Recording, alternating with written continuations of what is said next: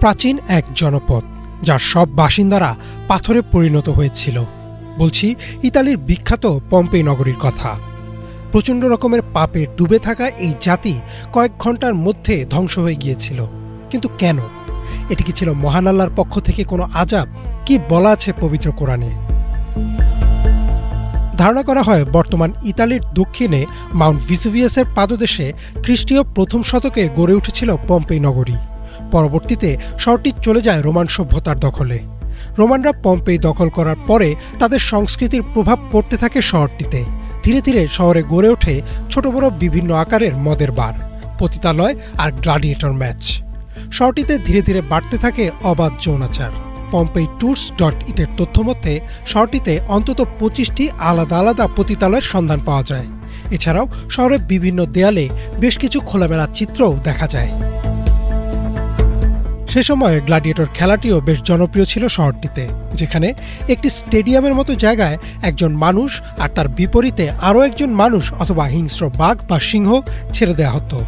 মানুষে মানুষে বা মানুষে পশুতে হওয়া এই যুদ্ধে যে জীবিত থাকত সেই হতো চ্যাম্পিয়ন, আর জনগণ সেই স্টেডিয়ামের চারদিকে বসে উপভোগ করত এই মৃত্যুর খেলা। ৭৯ খ্রিস্টাব্দের কোনো এক সকালবেলা হঠাৎ জেগে ওঠে ঘুমন্ত ভিসুভিয়াস আগ্নেয়গিরি।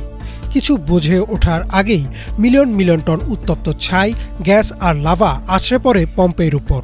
কয়েক ঘন্টার ব্যবধানে উৎসবে মেতে থাকা এক শহর পরিণত হয় মৃত্যুপুরীতে।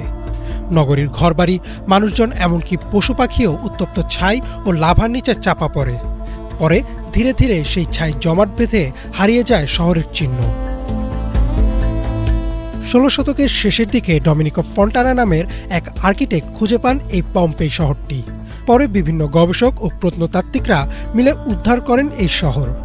ছাই ও লাভার নিচে চাপা পড়ে থাকা মরদেহগুলো ওই অবস্থায় প্রায় ২০০০ বছর ছিল। ফলে তাদের শরীরের চামড়া, মাংস কিছু না থাকলেও সেই আকৃতিটা ঠিকই রয়ে গেছে। গবেষকরা সেই আকৃতির মধ্যে গলিত প্লাস্টার ঢেলে দেন, আর প্লাস্টার শক্ত হলে বেরিয়ে আসে সেই অভিশপ্ত নগরীর লোকেদের অবস্থা। মৃতদেহগুলোকে দেখলে মনে হবে যেন সেগুলো পাথরের তৈরি বা তারা পাথর হয়ে গিয়েছিল, কিন্তু মূলত এগুলো প্লাস্টার দিয়ে কাস্ট পদ্ধতিতে কৃত্রিমভাবে তৈরি করা হয়েছে।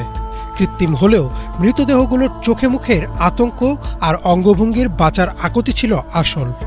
pompeitours.it এর তথ্যমতে শহরটি থেকে অন্তত ১১৫০টি মরদেহ উদ্ধার করা হয়, আর বছরের পর বছর সেগুলো একইভাবে রয়ে গেছে। পম্পেই নগরীর ধ্বংসের কারণ কি তাদের পাপাচার কিনা বা পবিত্র কোরআনে তাদের নিয়ে কিছু বলা আছে কিনা এ বিষয়ে কিছুটা ভিন্নমত রয়েছে। যদিও পম্পেই শহর বা এই জাতির নাম পরিষ্কারভাবে কোরআনে কোথাও উল্লেখ নেই, কিন্তু সূরা ইয়াসিনের ৬৭ নম্বর আয়াতে আল্লাহ বলেন, আর আমি চাইলে স্ব স্ব স্থানে তাদের আকৃতি পরিবর্তন করে দিতাম, ফলে তারা সামনেও যেতে পারত না, পেছনেও যেতে পারত না।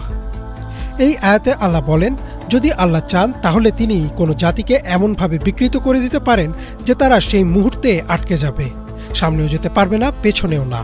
আর পম্পেই শহরের মানুষদের অবস্থাও ঠিক একই রকম হয়ে আছে। তারা তাদের ধ্বংসের মুহূর্তে এখনও আটকে আছে। পম্পেই শহরটি এখন পর্যটকদের জন্য উন্মুক্ত রয়েছে। প্রতি বছর হাজার হাজার পর্যটক আসেন এই জায়গাটিতে আর সাক্ষী হন এক ভয়াবহ সময়ের। পুরো নগরী যেন আটকে গেছে তাদের ধ্বংসের মুহূর্তে। তবে এটা কি তাদের পাপের কারণে আসা আযাব নাকি কোনো ভয়াবহ দুর্যোগ, তা আল্লাহ ভালো জানেন।